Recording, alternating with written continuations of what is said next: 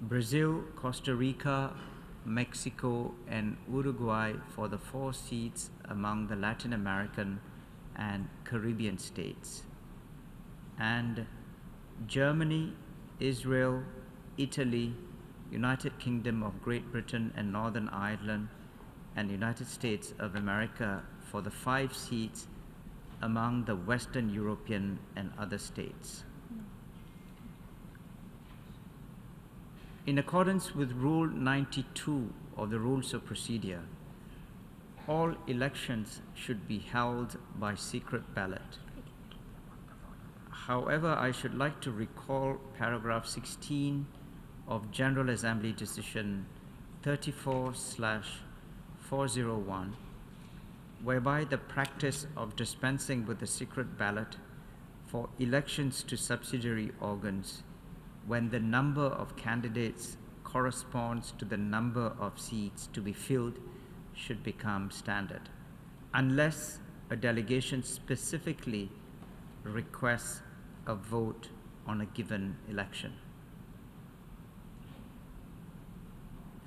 In the absence of such a request, may I take it that the Assembly decides to proceed to the election on the basis of dispensing with the secret ballot?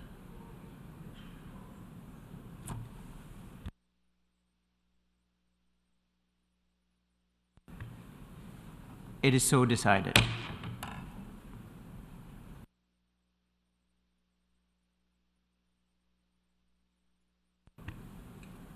The number of states nominated from among the African states, the Asian Pacific states, the Eastern European states, the Latin American and Caribbean states, and the Western European and other states is equal to or less than the number of seats to be filled in each of those groups. May I therefore take it that the Assembly wishes to declare those states nominated by the Economic and Social Council, namely Armenia, Brazil, Cameroon, Costa Rica, Cote d'Ivoire, Germany, India, Islamic Republic of Iran, Israel, Italy, Japan, Mexico, Pakistan, Poland, Rwanda, South Africa, United Kingdom of Great Britain and Northern Ireland, United States of America, and Uruguay, elected as members of the Committee for Program and Coordination for a 3-year term of office beginning on the 1st of January 2024. It is so decided.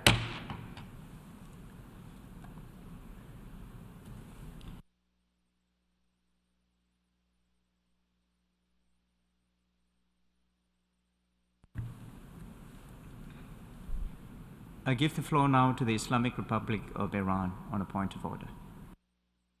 Mr. President, thank you for the floor. I would like to seek if there is a possibility for explanation of position after this adoption, or we just would like to disassociate ourselves from the decision to elect Israel as a member of the CPC. Otherwise, we will send it in a written. Thank you.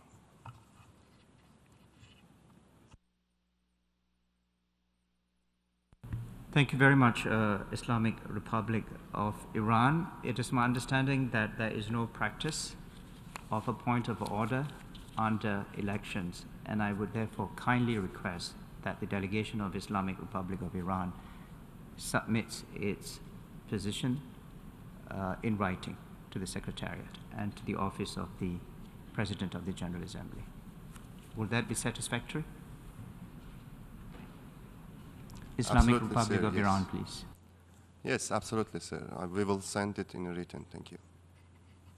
Thank you, Islamic Republic of Iran, for your cooperation. I give now the floor to the Syrian Arab Republic, which I understand is also a point of order. You have the floor, please. شكرا سيد الرئيس. أضم صوتي لممثل جمهورية إيران الإسلامية. سيقوم وفدي بإرسال شرح عن تصويت بلادي. لقد انضم وفد بلادي لتوافق الآراء بشأن انتخاب أعضاء جدد في لجنة التنسيق والبرامج، إلا أنه يتحفظ على تسمية إسرائيل كأحد أعضاء هذه اللجنة. شكرا سيد الرئيس. But we would like to put a reservation on the election of Israel. Thank you. Thank you very much, Syrian Arab Republic. As I indicated earlier, there's no tradition and practice of an explanation of position in the context of elections. I would therefore kindly request that the delegation of the Syrian Arab Republic puts forward its position in writing to the Secretariat and to the Office of the President of the General Assembly, and I seek your kind understanding.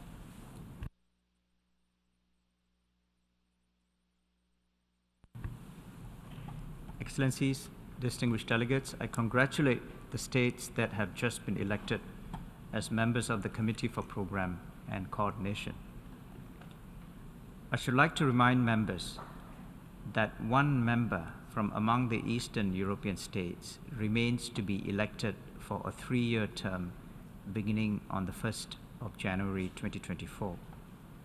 The General Assembly will be in a position to act on this vacancy upon nomination by the Economic and Social Council.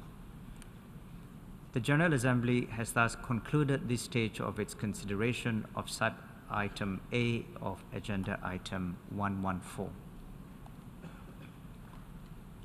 The General Assembly will now consider sub-item F of Agenda Item 115, entitled Appointment of Members of the Committee on Conferences. In this connection, the Assembly has before it a note by the Secretary General circulated in document A/78/92. As indicated in that document, since the terms of office of France, Kenya, Malaysia, Nigeria, the Russian Federation, and Sri Lanka, and one of the vacancies remaining to be filled from the Latin American and Caribbean states will expire on the 31st of December 2023, it will be necessary for the President of the General Assembly to appoint 7 members to fill the resulting vacancies. These members will serve for a period of 3 years, beginning on the 1st of January 2024. Consequently, after consultations with the chairs of the groups of the African states, the Asia-Pacific states, the Eastern European states, the Latin American and Caribbean states, and the Western European and other states, the President of the General Assembly has appointed Argentina, Botswana, France, Philippines, the Russian Federation, Sierra Leone, and Sri Lanka for a period of 3 years beginning on the 1st of January 2024. May I take it that the Assembly takes note of these appointments? It is so decided.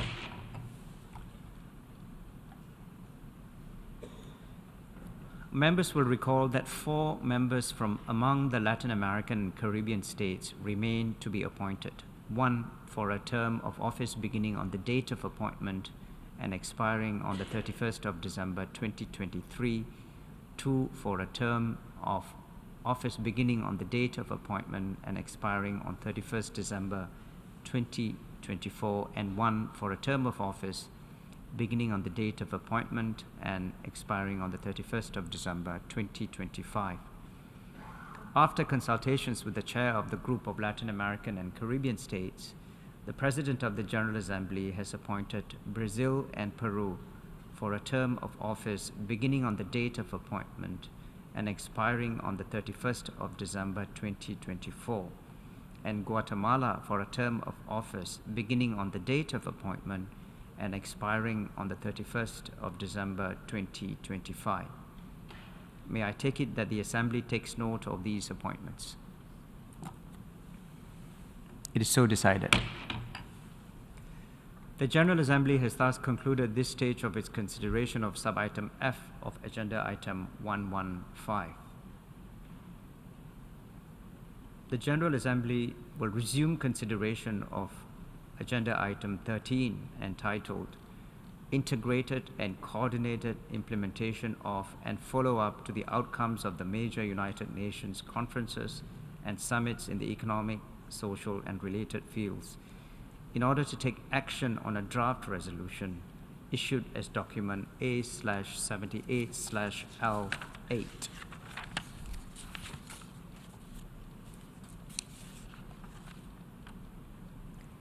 I now give the floor to the distinguished representative of Azerbaijan to introduce draft resolution A/78/L8. You have the floor, please, Excellency.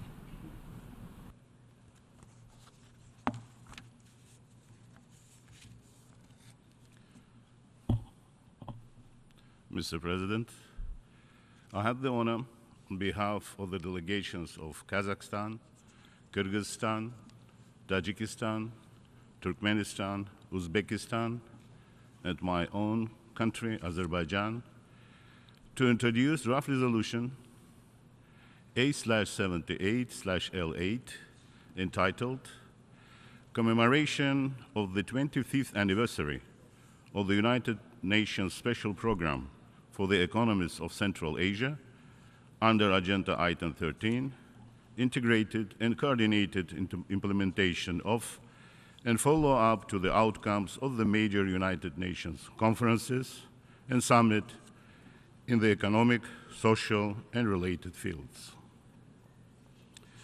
The United Nations Special Program for the Economies of Central Asia, SPECA, plays a significant role as a regional platform that serves to strengthen economic cooperation and development in the Central Asian region and integrate it into the world economy in line with the 2030 Agenda for Sustainable Development. Since its establishment in 1998, it has been advancing the common interests of its members and good neighborly relations. The United Nations Economic Commission for Europe and the United Nations Economic and Social Commission for Asia and the Pacific, as the main partners of SPECA, jointly provide overall support to the activities under this program on an annual rotation basis. The primary objective of this draft resolution, the first of its kind at the General Assembly dedicated to SPECA, is to commemorate the 25th anniversary of the establishment of the special program. On this occasion, the government of Azerbaijan, as chair of SPECA for 2023, will organize a meeting of heads of state of SPECA, participating states, on 24th November in Baku. This meeting will focus on the critical role of the SPECA region in diversifying transit routes, promoting digitalization and green transformation, facilitating trade and transport, and leveraging resources for sustainable development in the region and beyond. The draft resolution also highlights the possibility of establishing a United Nations multi-partner trust fund, which would provide financial support from international donors to implement projects under the special program. We sincerely thank all distinguished delegations for their constructive engagement and valuable contributions throughout the negotiations process. We also extend our appreciation and gratitude to all member states that have become co-sponsors of the draft resolution and invite others to co-sponsor the text now. We sincerely hope this draft resolution will receive unanimous support by the General Assembly. I thank you, Mr. President.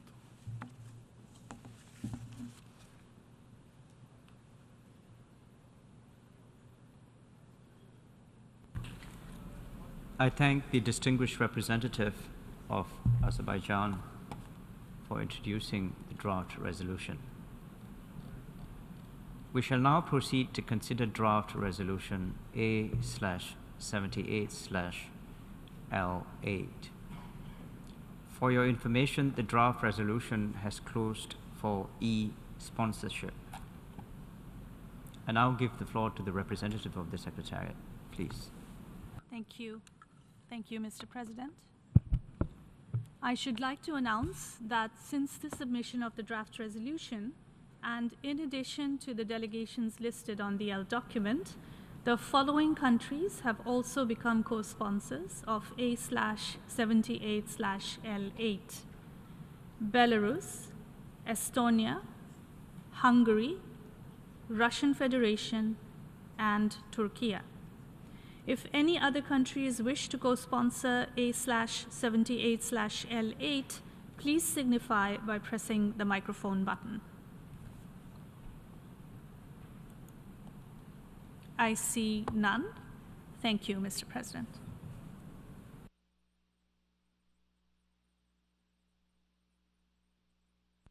I thank the representative of the Secretariat. Before giving the floor for explanations of vote before the vote, may I remind delegations that explanations of vote are limited to 10 minutes and should be made by delegations from their seats.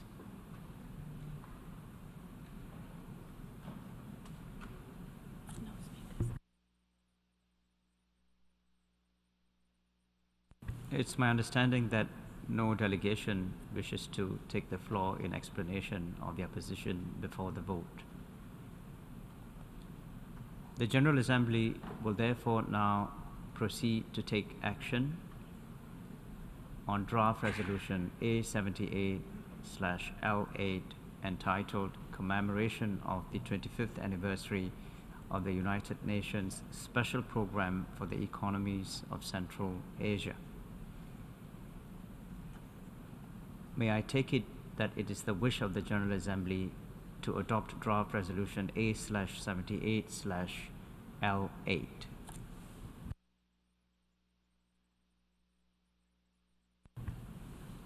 It is so decided.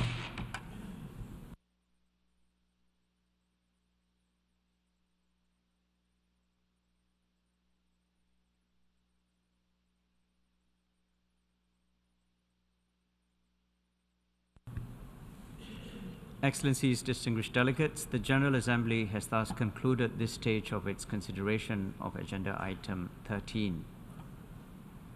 Before adjourning the meeting, members are reminded that immediately following the adjournment, an informal meeting of the plenary will be held in this hall to hear the remaining speakers from the briefing on the humanitarian situation in the Gaza Strip.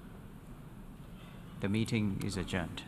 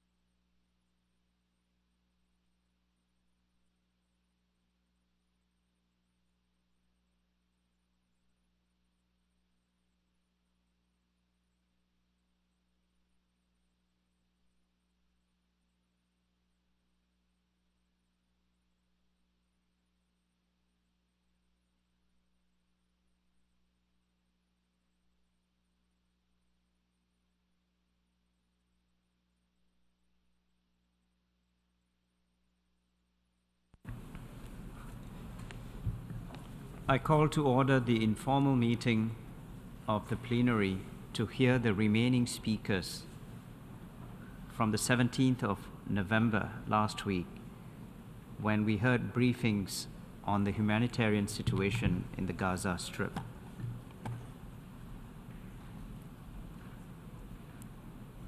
As stated on the 17th of November, delegations are strongly encouraged to limit their interventions to 3 minutes for individual delegations, and that statements should be made from their national seats.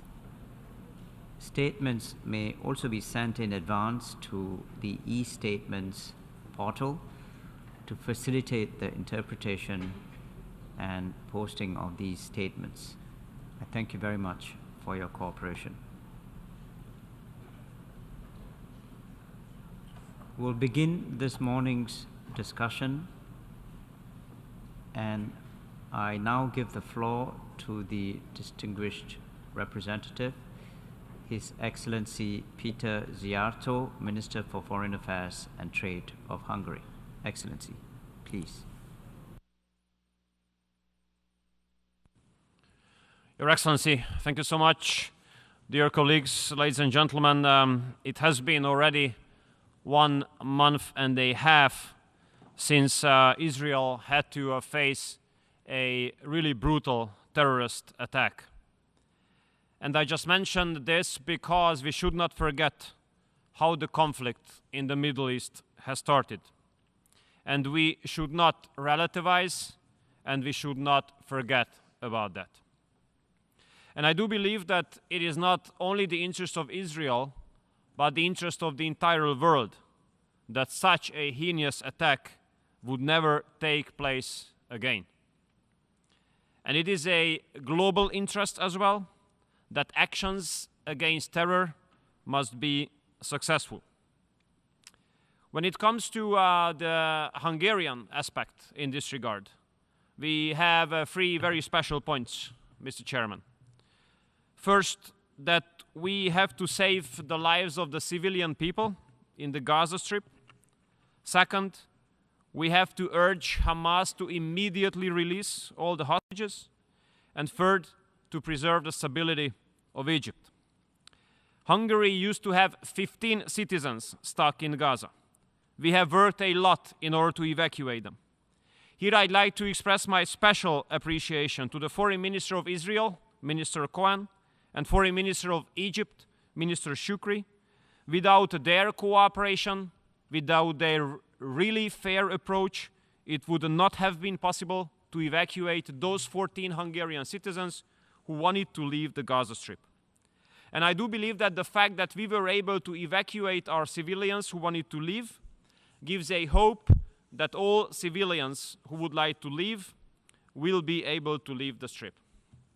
Second, it is a crucial question for us that all the hostages must be immediately released without any kind of precondition. We Hungarians do have 5 Hungarian citizens who are still hostages of Hamas. And here I'd like to express my appreciation for the state of Qatar, who have been trying its best to get these hostages out. And therefore, Hungary can only subscribe to those resolutions, decisions, and statements which include urging Hamas to release the hostages immediately and without any kind of precondition. My third point, Your Excellency, is the maintenance or the preservation of the stability of Egypt. Egypt is one of the major bastions of European security. Egypt helps us to protect Europe from the massive illegal waves of migration. Therefore, the stability of Egypt is of crucial importance for Europe. And while parallelly we ask Egypt to allow everybody to enter Egypt from the Gaza Strip, we have to make sure that Egypt can preserve its stability. Therefore, we Hungarians have offered an assistance of 100,000 euros for the medical assistance and pharmaceutical needs for all those who have escaped from Gaza towards Egypt. Your Excellency, dear colleagues, the security of Europe has now been faced with tremendous challenges. And whatever happens in the Middle East has a direct impact on the security of the entire European continent. Therefore, we Hungarians are super interested in peace and stability to come in the Middle East. And we all know that there are long-term and short-term aspects of this peace and stability. When it comes to the short-term aspect, we do believe that the whole international community should do its best in order to avoid escalation and in order to avoid that this fight against terror becomes a war between countries.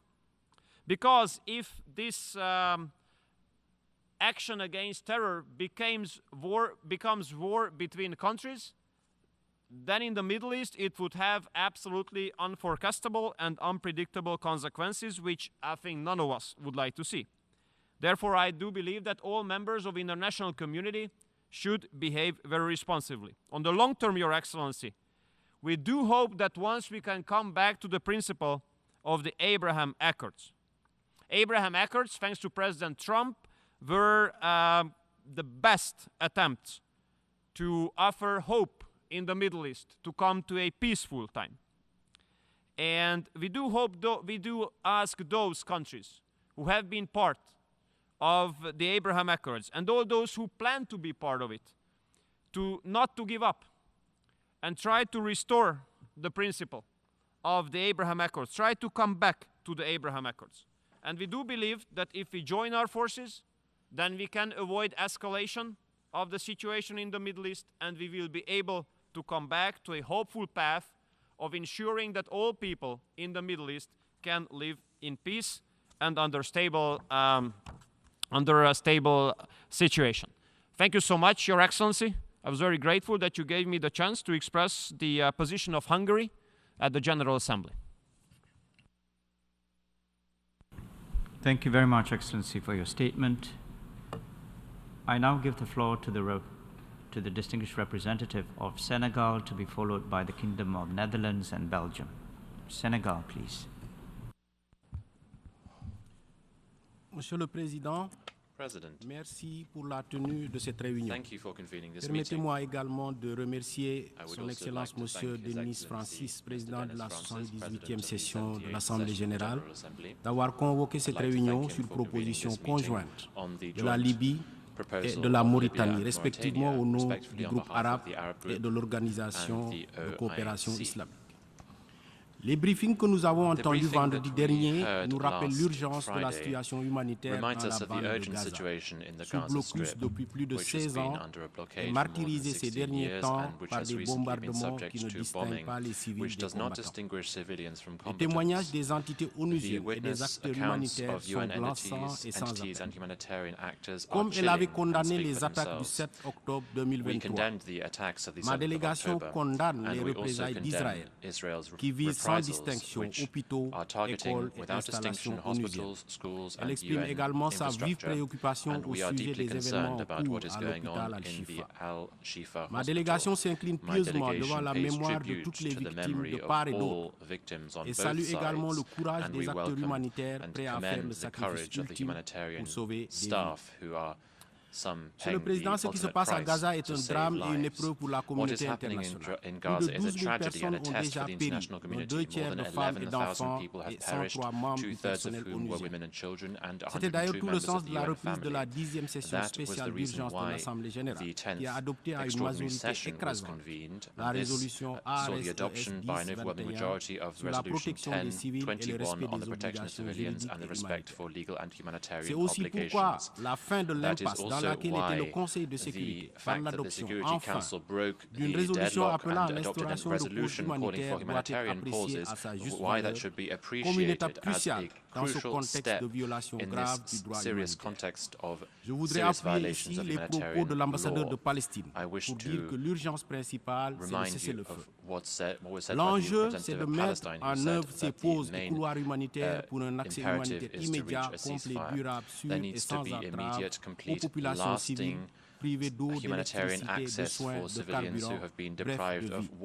Pour autant, Les fuel, pauses humanitaires ne in short, of remplaceront life. jamais un cessez-le-feu Humanitarian que pauses de will plus en never plus de pays replace a appellent de leur ceasefire, vœu. which À cet in more égard, and il est more important countries que le are calling Conseil de for. sécurité The apporte le Security soutien Council must nécessaire provide the au secrétaire necessary général support des to the Nations United Unies Nations pour Secretary ces General opérations humanitaires for aussi these délicates humanitarian operations, qu'existentielles. which are as sensitive Sous ce as they rapport, ma are délégation se réjouit existential. également de My la solidarité delegation manifestée also par de nombreux welcomes the pays, solidarity that entre many autres sous countries have forme de shown in contributions the form exceptionnelles of aux entités onusiennes exceptional opérant à Gaza contributions to UN et dont entities l'UNRWA, operating in qui ont Gaza, besoin including de UNRWA, financement who sûr et need prévisible. À ce predictable propos, le and safe Sénégal fait sien financing. l'appel éclair du Senegal Bureau de echoes coordination des the affaires clear humanitaires echo, visant à the récolter clear appeal by 1,2 milliard de OCHA, dollars d'ici calling au for 31 décembre $1.2 billion 2023 by the pour end of the subvenir year aux to besoins meet des the habitants needs de of the Gaza et de inhabitants of Cisjordanie. Gaza and the West Bank. L'enjeu, c'est aussi de répondre à la We détresse need chaque jour to de plus en plus respond forte to the à increasing travers tous les territoires occupés, distress of des millions millions de of Palestiniens Palestinians qui in restent the aussi occupied attachés à leur vie territories qu'à who leur are terre. clinging to their lives Si nous and voulons their atténuer land. le risque If we d'embrasement, want il nous to faut nous mitigate saisir the de la risks of situation escalation, we globalement need to dégradée des address populations palestiniennes, y compris en situation, the Cisjordanie, degraded du situation fait des of the pratiques Palestinian injustes et people, illégales de l'État d'Israël. including in the Enfin, West Bank, l'enjeu, c'est de as a parvenir à result renouer of le the dialogue. unjust and Ce illegal qui se passe à practices of Gaza Israel. doit plus que What is jamais happening nous in sensibiliser Gaza davantage aux must droits make us inaliénables du more peuple aware palestinien. of the importance Certes, of upholding the les blessures ont inalienable besoin rights d'être of the pensées Palestinian de part et people. d'autre, Of mais il course, est the plus que wounds temps need d'avoir to de heal franches on et both concrètes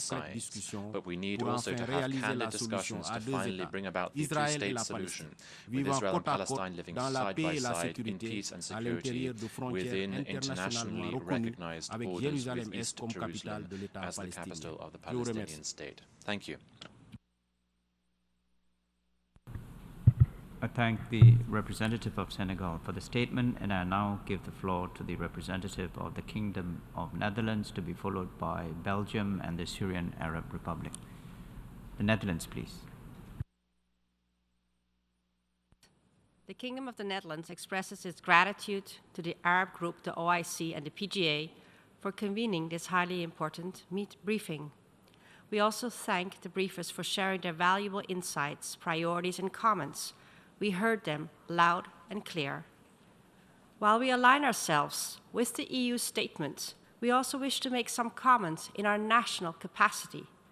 First, we offer our heartfelt condolences to the families of so many innocent victims, and to the families of humanitarian and medical staff killed in Gaza since October 7th. We grieve their loss. Our profound appreciation goes to the UN, including OCHA and UNRWA and other organizations. Their staff are working tirelessly to ensure that relief reaches those in need, often endangering themselves while doing their job. In this very context, we recall the fundamental principles of international humanitarian law. Distinction, precaution, and proportionality must be fully complied with at all times and by all parties. Accordingly, the Kingdom of the Netherlands calls upon all parties to exercise restraint in the use of force and protect civilians, journalists, and humanitarian and medical workers. The briefers have made it very clear. The humanitarian situation in Gaza is catastrophic, alarming really. Essential services have nearly collapsed, with unimaginable consequences for more than 2 million civilians. To this day, humanitarian access continues to be unsafe, severely limited, and undependable. The aid that enters Gaza is but a fraction of what is required. An immediate and massive scale-up of aid is needed. Aid must, as soon as possible, reach people in need, especially women and children, wherever they are within Gaza. Humanitarian organizations must have access to fuel in sufficient quantities to deliver aid and provide basic services. We need immediate humanitarian pauses and a sustained humanitarian corridor. In this vein, we welcome the adoption of the UN Security Council's Resolution 2712. Implementation is now key. We thank all countries endeavoring to make the delivery of humanitarian aid possible. The Kingdom of the Netherlands is also actively working with other countries to contribute to humanitarian access and aid delivery via land. As a last resort, we have sent a naval vessel to stand ready to deliver goods by sea. We continue to support the Palestinian people in need. Since the start of the crisis, we have committed an additional 25 million euros for immediate humanitarian relief, particularly to provide acute assistance, including for mental health and psychological support. Before coming to a close, the Kingdom of the Netherlands reiterates its condemnation in the strongest possible terms of Hamas for its brutal and indiscriminate terrorist attacks across Israel on October 7th. We also re-emphasize our call on Hamas to immediately and unconditionally release all hostages. Simultaneously, we reiterate Israel's right to defend itself in line with international law. In closing, I would like to say, we must all join efforts for a long-term, sustainable and peaceful solution. The two-state solution is needed now more than ever. Thank you. I thank the representative of the Kingdom of the Netherlands, and I now give the floor to the representative of Belgium, to be followed by the Syrian Arab Republic. Belgium, please. Thank you, Mr. President. Excellencies, Belgium aligns itself with the EU position, and I would like to make the following remarks in my national capacity. Our position on the current crisis has been clearly expressed, notably in this Assembly on October 27th. We, first of all, wish to give our heartfelt condolences to the families of all the humanitarian workers that have lost their lives. The death of any humanitarian worker or civilian is one too many. Where is the respect for international humanitarian law? How much more death and destruction can one cope with? How many more attacks on schools, hospitals, humanitarian workers, and so on must we witness? The level of suffering in Gaza is unbearable and inhumane. We welcome the UN Security Council resolution adopted last Wednesday. It was long overdue, and a humanitarian ceasefire is now a crucial next step. As long as more essential services and goods are destroyed than enter, the situation will continue to worsen. What awaits is a deepening humanitarian abyss with physical and mental health suffering and a complete disruption of social order that will haunt civilians on both sides for decades to come. This ever-growing stain on humanity has to stop. We call for an immediate humanitarian ceasefire. Fuel, water, food, and medicine supplies are dwindling rapidly. Critical supplies, including sufficient fuel, must arrive now.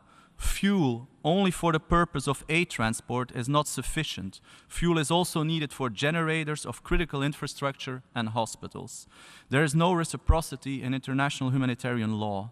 Access to people in need must be full, safe, and unimpeded, including in the north of Gaza, immediately and unconditionally. Hostages must be released immediately and unconditionally. All obstacles to the delivery of humanitarian aid must be removed, and the Erez and Kerem Shalom border crossing must open. International humanitarian law must be respected by all parties at all times. Civilians must be protected, humanitarian and healthcare workers must be protected, medical and civilian facilities must be protected. Let us not lose sight of what is happening in the West Bank, including East Jerusalem either. The growing violence, intimidation, and forced displacement must stop. Mr. President, Belgium emphasizes the vital role of UNRWA. We request donors and the UN to show flexibility and use all possible funding mechanisms to support UNRWA in responding to this humanitarian crisis. Belgium has already increased its contribution to UNRWA. Only the silence of guns, rockets and bombs, the end of the horrific terror by Hamas and others, the halt of forced displacement in Gaza and on the West Bank, the release of hostages and arbitrarily detained persons, and access to the humanitarian aid can bring the parties back to the path of sustainable peace. The current situation demonstrates once again the absolute necessity of defining a political horizon towards a lasting and sustainable solution to this conflict that would provide Israel with the possibility of living in peace and security, and that would realize the Palestinians' right to self-determination. I thank you. thank the representative of Belgium for the statement, and I now give the floor to the representative of the Syrian Arab Republic. You have the floor, please. شكرا السيد الرئيس. Thank you, Mr. President. يتوجه وفد بلادي بالشكر لكم We thank you على تنظيم هذا الاجتماع الهام الذي يتيح الفرصة للدول الأعضاء للوقوف على حقيقة ما يجري في الأراضي الفلسطينية المحتلة وقطاع غزة المحاصر، وكشف زيف الادعاءات والحملات التضليلية للاحتلال الإسرائيلي التي ترمي للتغطية على عمليات الإبادة الجماعية بحق الشعب الفلسطيني الشقيق. أود أن أشكر أيضا مقدمي الإحاطات على ما قدموه لنا من معلومات قيمة، كما وينضم وفدي إلى البيانات التي ألقيت من وفود ليبيا نيابة عن المجموعة العربية، وفنزويلا نيابة عن مجموعة أصدقاء الدفاع عن الميثاق، وباكستان نيابة عن مجموعة من الدول. السيد الرئيس، إن الاحتلال الإسرائيلي يقصف منذ 6 أسابيع جوا وبرا وبحرا قطاع غزة، مما تسبب باستشهاد ما لا يقل عن 13,000 مدني، نصفهم من الأطفال والنساء، إضافة إلى ما يزيد عن 30,000 جريح، فيما بلغ عدد المفقودين أكثر من 6,000 مفقود تحت الأنقاض، بينهم أكثر من 4,000 طفل وامرأة، في انتهاك فاضح للقانون الدولي والقانون الدولي الإنساني والالتزامات السلطة القائمة بالاحتلال بموجب اتفاقية جنيف الأربع لعام 1949. إن قيام قوات الاحتلال الإسرائيلي بقصف مشفى الشفاء ومن ثم اقتحامه خلال الأيام الأخيرة وارتكابه لجريمة حرب فيه كشفت انتهاكاته الفاضحة للقانون الدولي الإنساني، وأدت إلى تعرية الكيان الإسرائيلي أمام أنظار الشعوب العالم، وإن المسرحية الرخيصة التي قامت إسرائيل بتمثيلها وتبني الإدارة الأمريكية لها حول وجود مقاتلين من الفصائل الفلسطينية في المشفى قد سقطت سقوطا مدويا وفضحت قوات الاحتلال الإسرائيلي وروايتها المفبركة أمام الرأي العام العالمي. كما أن قيام قوات الاحتلال الإسرائيلي قبل يومين بقصف مدرسة الفاخورة التابعة لوكالة الأونروا في قطاع غزة واستشهاد أكثر من 200 نازح يشكل حلقة من سلسلة الانتهاكات الإسرائيلية ضد المدنيين في قطاع غزة، وتضاف هذه المجزرة إلى مئات المجازر التي ارتكبها الاحتلال بضوء أخضر من الإدارة الأمريكية وبعجز وصمت دولي معين. يؤكد وفد بلادي على أن ما تسعى إسرائيل للقيام به من خلال حربها الوحشية على الشعب الفلسطيني والتي تحظى بدعم غربي هو تصفية القضية الفلسطينية عبر ارتكابها للمجازر وجرائم الإبادة الجماعية بحق أبناء الشعب الفلسطيني واتباع سياسة الأرض المحروقة، الأمر الذي يثبت وبما لا يدع مجالا للشك أن إسرائيل بعقيدتها المتطرفة وباستراتيجية الرعب التي تنتهجها هي الوجه الآخر لتنظيم داعش الإرهابي. السيد الرئيس، هذا هو وقت الحقيقة والعودة إلى الضمير الذي تلاشى من جانب الغرب الجماعي وأدى إلى خروج الآلاف وأكثر إلى شوارع الدول الغربية تنديدا بجرائم إسرائيل ومطالبتها بوقف حرب الإبادة الإسرائيلية ضد الفلسطينيين. إن الجمهورية العربية السورية إذ تدين وبأشد العبارات العدوان الهمجي المتواصل لسلطات الاحتلال الإسرائيلي ضد الشعب الفلسطيني، فإنها تدين أيضا تغطية بعض الدول الغربية على ما ارتكبته إسرائيل من قصف عشوائي وقتل للمدنيين واستخفافها بمنظمتنا الدولية عبر رفضها العلني الوقح للانصياع لقراري مجلس الأمن والجمعية العامة اللذين اعتمدا مؤخرا. ختاما السيد الرئيس، يؤكد وفدي مجددا وقوفه إلى جانب الشعب الفلسطيني الشقيق في نضاله لتحرير أرضه المحتلة وإقامة دولته المستقلة ذات السيادة وعاصمتها القدس، ويشدد على ضرورة الوقف الفوري للعدوان الإسرائيلي وتقديم الدعم الإنساني العاجل للشعب الفلسطيني في قطاع غزة وضمان مساءلة إسرائيل وداعميها عن تلك الجرائم وعدم إفلاتهم من العقاب. To Israel and those who supported over these crimes so that they do not go unpunished. I thank you. I thank the representative of the Syrian Arab Republic for the statement, and I now give the floor to the distinguished representative of France. Please. Monsieur le Président, President, la situation humanitaire à Gaza est catastrophique. La résolution adoptée par le Conseil de sécurité le 15 novembre et qui appelle à la mise en place de pauses humanitaires urgentes et étendues est une première étape. Il nous faut maintenant parvenir à une trêve humanitaire durable devant conduire à un cessez-le-feu. La France est pleinement mobilisée. La conférence de soutien à la population civile de Gaza qui s'est tenue à Paris le 9 novembre, sous l'égide du président de la République, a permis de lever plus d'1 milliard d'euros. La France a déjà déployé plus de 100 tonnes de frais humanitaires et porté son soutien à 100 millions d'euros. La priorité doit aller à l'accès et l'acheminement de l'aide, ainsi qu'aux opérations de secours. La France demande que soit ouvert un accès sans entrave et durable. Elle exprime sa vive préoccupation face aux opérations militaires israéliennes dans l'hôpital Al-Shifa. Le droit international et le droit international humanitaire s'imposent à tous et doivent être respectés en toutes circonstances. Nous condamnons avec la plus grande fermeté tous les bombardements de civils et en particulier d'infrastructures civiles.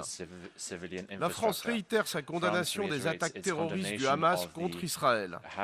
Tous les otages détenus par le Hamas et par d'autres groupes terroristes doivent être libérés immédiatement et sans condition. La France rappelle le droit d'Israël de se défendre et de protéger sa population et le devoir de le faire en respectant strictement et absolument le droit international humanitaire.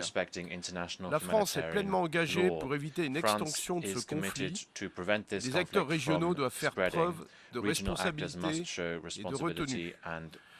Seule une solution à deux États, sur la base des paramètres agréés et des résolutions pertinentes du Conseil de sécurité, permettra aux Palestiniens et aux Israéliens de vivre en paix et en sécurité. Nous devons tous œuvrer pour réaliser des progrès en vue d'une telle solution. Je vous remercie. I thank the distinguished representative of France for the statement, and I now give the floor to the distinguished representative of Sri Lanka. You have the floor, please. Mr. President, distinguished representatives, excellencies, Kerem Shalom is anything but a vineyard of peace that it was intended to be. It must be appreciated that this resolution, the resolution 2712, is critical. Its passage alone, however, will not save lives. Only action on the ground will, and that is the need of the hour. The aggression must be brought to an end, Mr. President. We need to steadfastly support that position. The Security Council and the developed nations made the point that they would be willing to help, and they were willing to get aid into the hands of vulnerable Gazans, and that initial steps for critical humanitarian pauses have been coordinated with the UN to enable hostage release, help civilians reach safe areas, increase the flow of aid, and ensure it reaches those in humanitarian need. It was also considered, Mr. President, that so much more needed to be done. That includes providing fuel so that the UN can keep trucks flowing, and so that medical facilities running out of vital supplies can continue to function. The Council members pledged to prevail on all stakeholders to bring about a ceasefire. They made a strong call that the parties to the conflict will protect innocent civilians.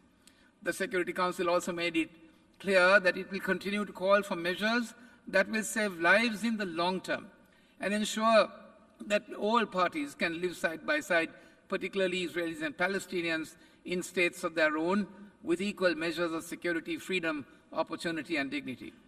The present position is well known.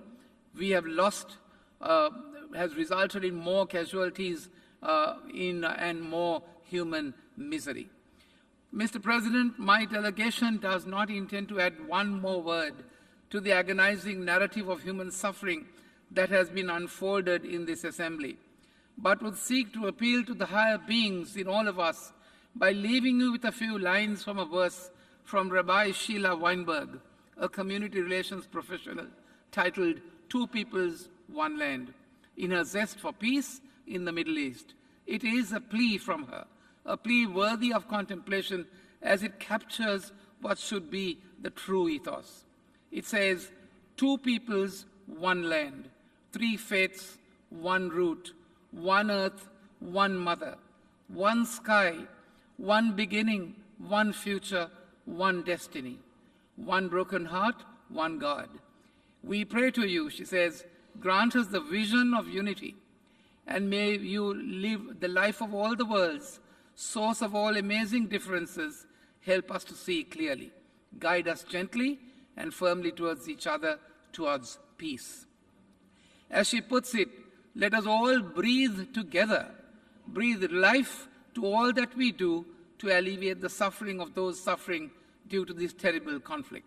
Mr. President, may I conclude by reminding ourselves of the deeper message of the lyrics of that beautiful song to what we are currently witnessing, to encourage ourselves to engage in what it takes to stop this conflict, which has the potential to cause unprecedented destruction to life and property, not only in the Middle East, but serious prejudice to the global community. And it goes this way. Where have all the flowers gone? Long time passing. Where have all the flowers gone? Long time ago. Where have all the young men gone? They're all in uniform. Where have all the soldiers gone?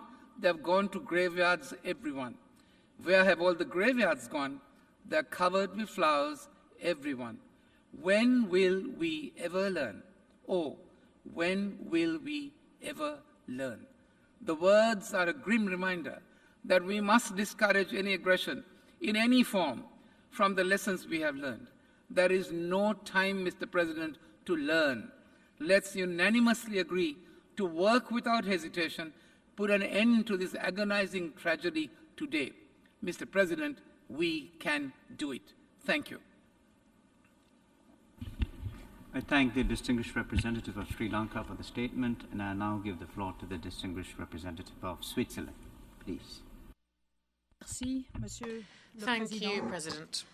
Et permettez-moi de le Allow me souligner to avec underscore, Nathalie Bouclé, as qui Nathalie nous l'a Bouclé rappelé said, vendredi who passé. told us on Friday last. There should be no hierarchy in levels of suffering, pain and empathy.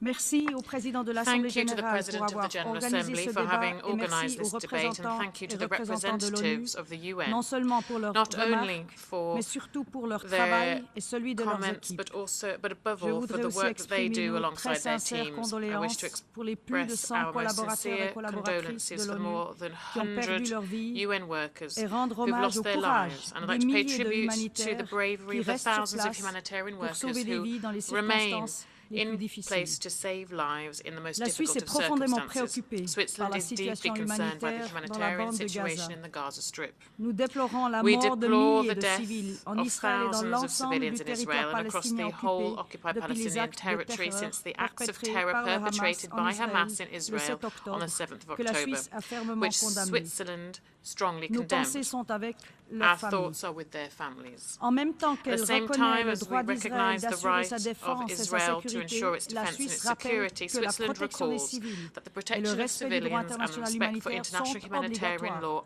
are Nous obligatory. saluons l'adoption d'une résolution We du welcome Conseil the de adoption of a sécurité resolution of the portant Security sur la Council on protection the des protection of civils, civilians, notamment les particularly enfants. children. Elle prévoit également It la mise en also place de provides pauses for the humanitaires. creation of Nous appelons humanitarian à sa mise en pauses, œuvre and we call immédiate, for its immediate qui inclut implementation, la libération including the immédiate et immediate and inconditionnelle unconditional des release otages of tenus en hostages captivité par le held in Hamas captivity by et d'autres Hamas groupes and by à other Gaza. groups in Gaza.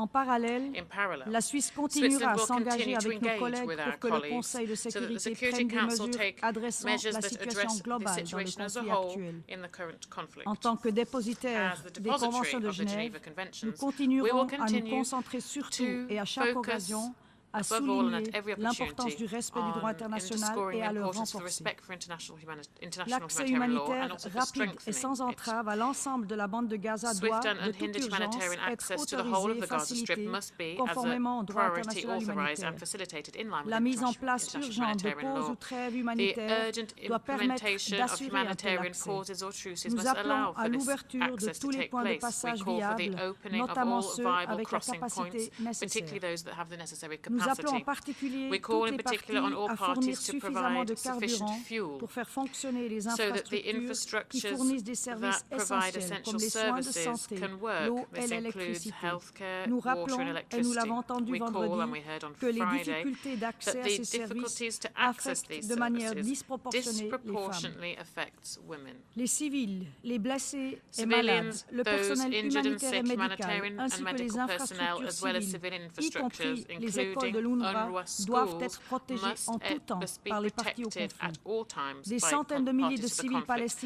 Hundreds of thousands of Palestinian civilians are seeking refuge in UN installations across Gaza, and they must be spared. President, Switzerland is ready to support the humanitarian response. Switzerland has mobilized the first rapid intervention plans on providing further emergency humanitarian assistance to a tune of $100 million across the region. Let's remember that the only foundation of peace and stability is the two-state solution. Two democratic states, Israel and Palestine, living side by side in peace within safe and recognized borders. The president of this Assembly said on Friday, we need to stand up and speak up, and allow me to add, avoiding hate speech and respecting each other to save human lives. Thank you very much.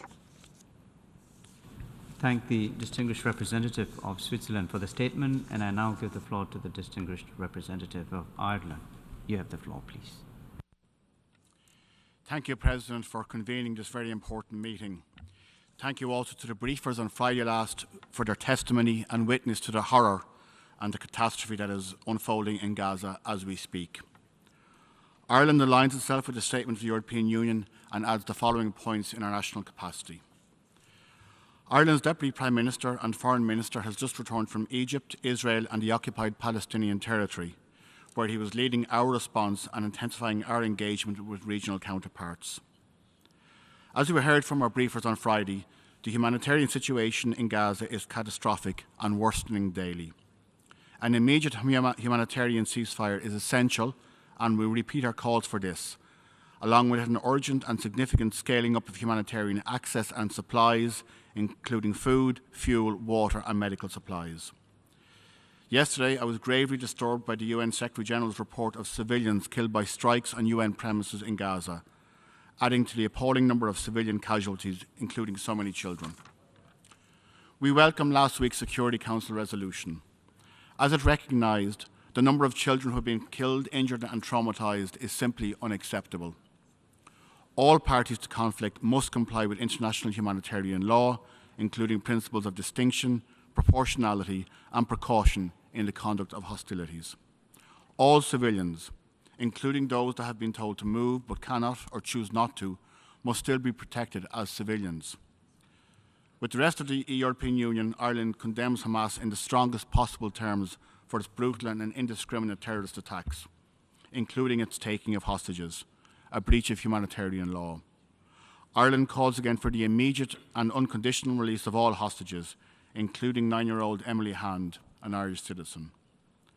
We thank the UN's Emergency Relief Coordinator for recalling the anniversary of the Explosive Weapons in Populated Areas Declaration in his briefing. 1 year on from its endorsement by 83 states in Dublin, we again call on all states to endorse and implement the declaration. President, we offer our condolences to all the bereaved in this conflict. We lend our full support to all UN and all humanitarian staff as they serve in Gaza. That at least 102 brave UNRWA staff members have already been lost and more than 60 UNRWA buildings across Gaza have been hit in this escalation is almost beyond belief. Effective humanitarian notification and deconfliction mechanisms are urgently needed to protect all medical and humanitarian staff. In this regard, I echo the World Health Organization's call for sustained humanitarian assistance, unhindered humanitarian access, and the cessation of attacks on healthcare facilities. Ireland recently delivered additional funding of €10 million for UNRWA and €3 million for OCHA. We are hopeful that further increases can follow from us and other donors soon. Aid is desperately needed and needs to be got into Gaza at scale now. Alongside funding, the international community has a responsibility to find a just and durable solution to the plight of Palestinian refugees and all civilians in Gaza and across the occupied Palestinian territory. Ireland is also very concerned at the rising violence and deaths in the West Bank. We've seen a very sharp rise in settler violence and the displacement of Palestinian communities. This is unacceptable and must cease now. Thank you. I thank the distinguished representative of Ireland for the statement, and I now give the floor to the distinguished representative of Malaysia. You have the floor, please. Thank you, Chair. We thank the President of the General Assembly for convening the informal plenary meeting. Malaysia, as a member of the OIC, supported the request for the convening of the briefing, and we associate ourselves with the statement of the OIC. We thank the briefers for their updates. We pay tribute to all humanitarian workers who continue to show extraordinary courage, dedication, and commitment. We express our deepest condolences on the loss of more than 100 UNRWA staff. Mr. President, Malaysia is gravely concerned with the dire humanitarian situation in Gaza, which, according to the briefing last Friday, continues to deteriorate. The condition has been described as catastrophic for weeks. By now, we have run out of words to describe it. We have heard that a child is being killed every 10 minutes and that Gaza has become a graveyard for children. Al-Shifa Hospital has been described as a death zone. A group of UN experts issued a statement on 16 November warning us that grave violations committed by Israel in Gaza point to a genocide in the making. And yet, until today, our efforts to stop the carnage of civilians remain futile. The adoption of the Resolution 2712 by the Security Council was long overdue, but it was a breakthrough. It provides a temporary solution to urgently address the desperate humanitarian needs of Gaza.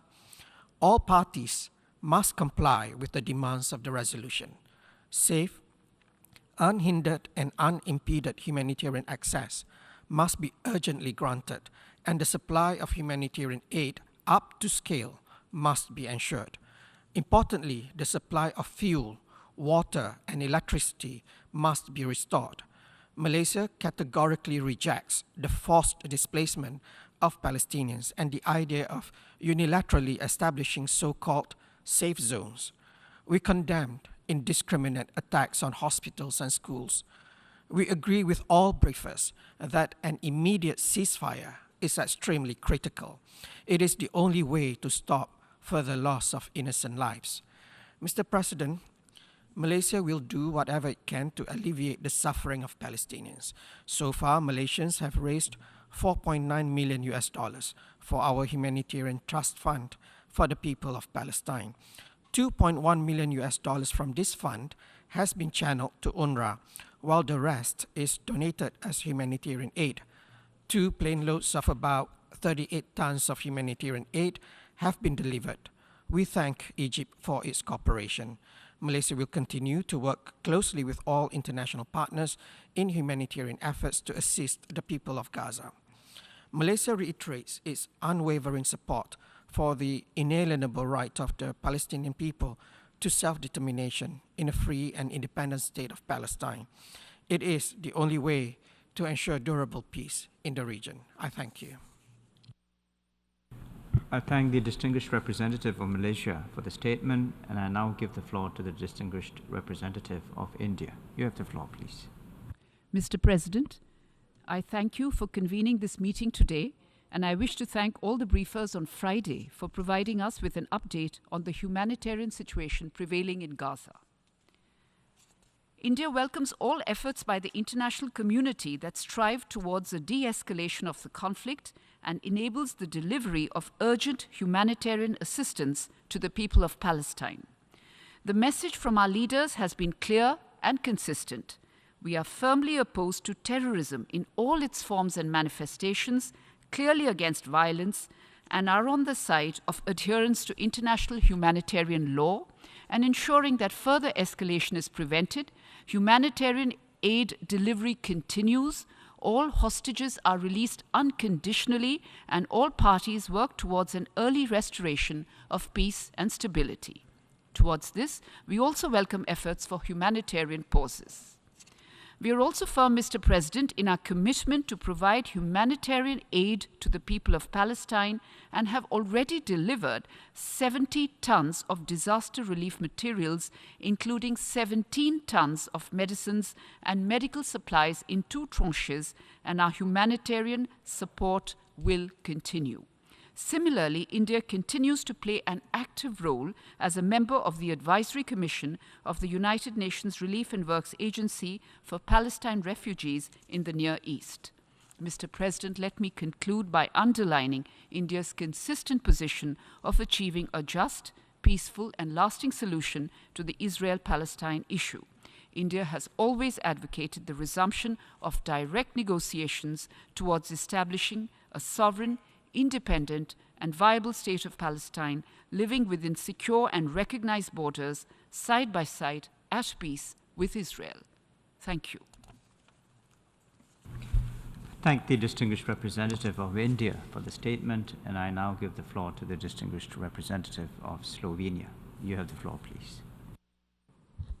Thank you, Mr. President. Slovenia is deeply concerned by the continuing hostilities in Gaza, as well as the most recent escalation of conflict in the West Bank. Our concern primarily lies with the distressing loss of civilian lives, especially those of children. We once again urge all parties involved in the conflict to uphold international law, in particular international humanitarian law. We are profoundly disturbed by the persistent use of human shields. We reiterate our plea for the immediate and unconditional release of hostages, a considerable number of whom are children and elderly. Slovenia emphasizes the need of ensuring the safety of medical and humanitarian personnel, as well as the protection of their facilities, particularly hospitals and UNRWA-designated shelters. We are deeply alarmed by the reports presented by the UN agencies on Friday. The humanitarian crisis in Gaza is further exacerbated by hunger, malnutrition, dehydration, and waterborne diseases. We stress the urgent need for increased humanitarian aid to Gaza. Essential supplies such as water, food, fuel, and medicines must expeditiously and securely reach those in need, irrespective of their location. Restoring essential services like hospitals and WASH infrastructure is imperative. Mr. President, we welcome the initial steps taken by the Security Council in responding to ongoing humanitarian crisis in Gaza last week. We emphasize the Council's ongoing responsibility to seek comprehensive response to this crisis in the future. We call for the immediate implementation of the resolution. Slovenia regards humanitarian pauses as an important first step that could lead to a humanitarian ceasefire. Immediate humanitarian pauses and corridors are urgently needed to ensure safe and unobstructed humanitarian access. These corridors should also facilitate rescue and recovery operations and the medical treatment of sick and wounded, including the safe evacuation. Let me conclude by commending the tireless efforts of all humanitarian agencies and their personnel in Gaza. Our heartfelt condolences go out for the loss of now 108 UNRWA staff members. Slovenia, that has pledged additional contribution to UNRWA, WFP, and ICRC, will continue to offer support to all humanitarian agencies in Gaza. I also reiterate our steadfast support for the UN Secretary General and the humanitarian system. I thank you, Mr. Chairman. I thank the distinguished representative of Slovenia for the statement, and I now give the floor to the distinguished representative of Somalia. You have the floor, please. Thank you, Chair. I express my appreciation for the prompt and timely convening of this informal session on humanitarian situation in the Gaza Strip, and I thank the previous for the valuable contributions. As we are all aware, the dire humanitarian situation in Gaza continues to be a matter of great concern and requires our immediate attention. After the recent overwhelming adoption of the General Assembly Resolution ES 10/21, the occupying forces escalated its shelling, killing, and maiming thousands of innocent Palestinians, including women and children while cutting off the electricity and internet from the Gaza Strip. Furthermore, the destruction of hospitals, schools, and power supply networks has exacerbated the suffering of the Palestinians in the occupied territory.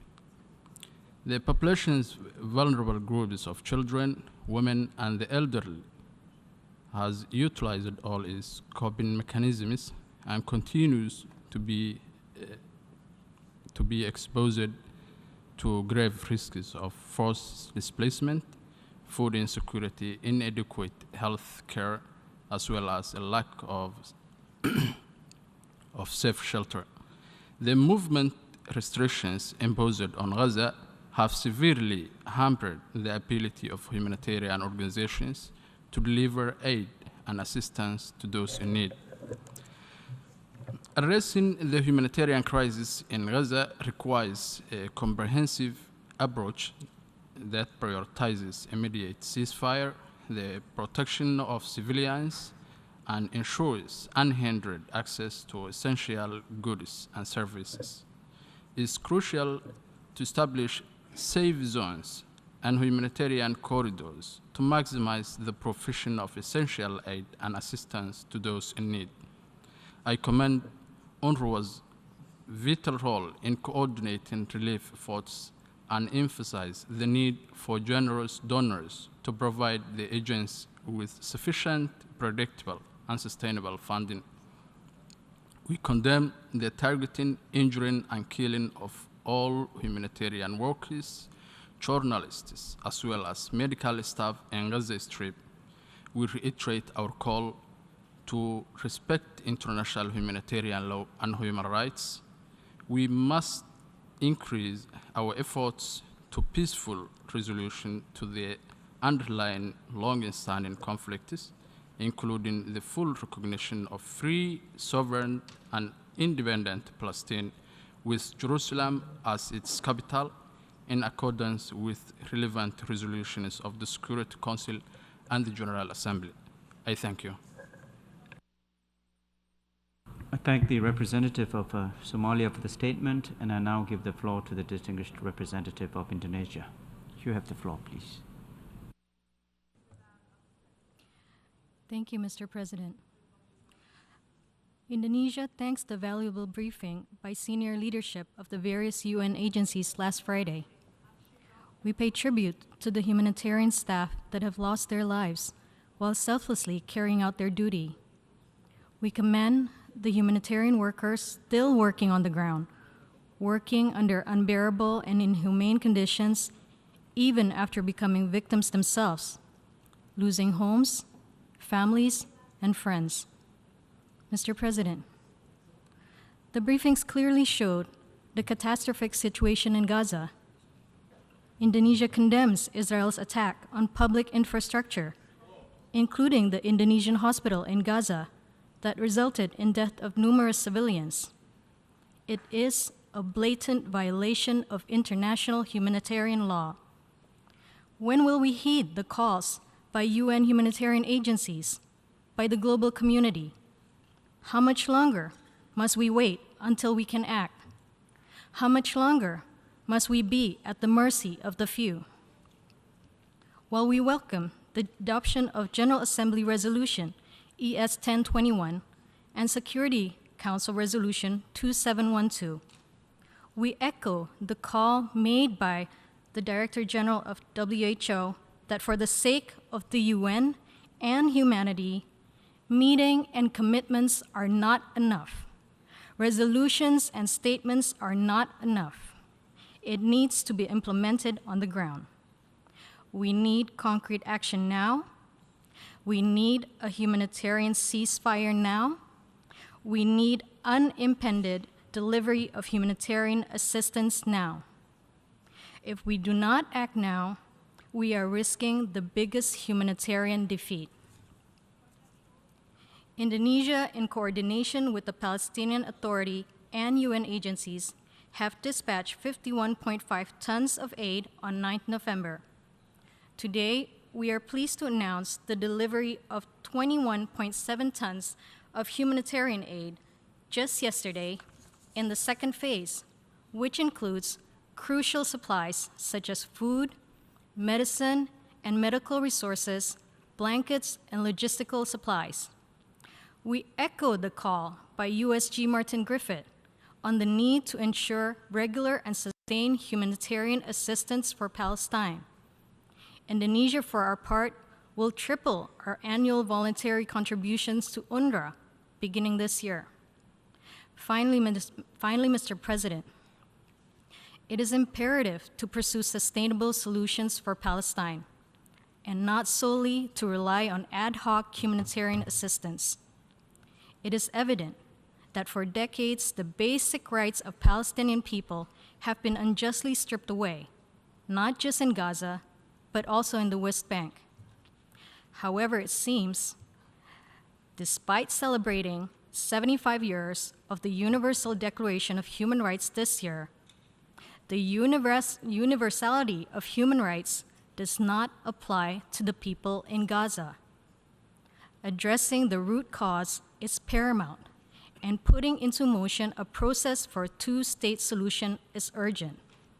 We must reject any efforts to coerce a way into one-state reality. The occupation of Palestine must end. We must continue to pave the path forward towards a future where Palestinians can live in dignity and prosperity. I thank you.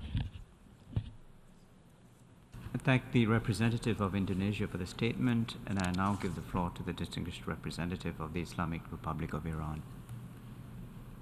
Please.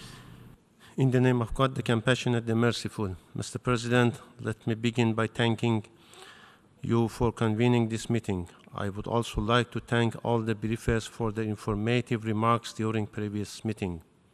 Gaza is expressing a challenging time, and the people of Gaza facing unabated war crimes and crimes against humanity by Israeli regime. The people of Gaza expect concrete support from the United Nations. Their land is still under occupation, and they continue to suffer from Israeli vicious war despite worldwide calls for ceasefire, calls by the General Assembly for an end to hostilities, and call for the Security Council for humanitarian pauses.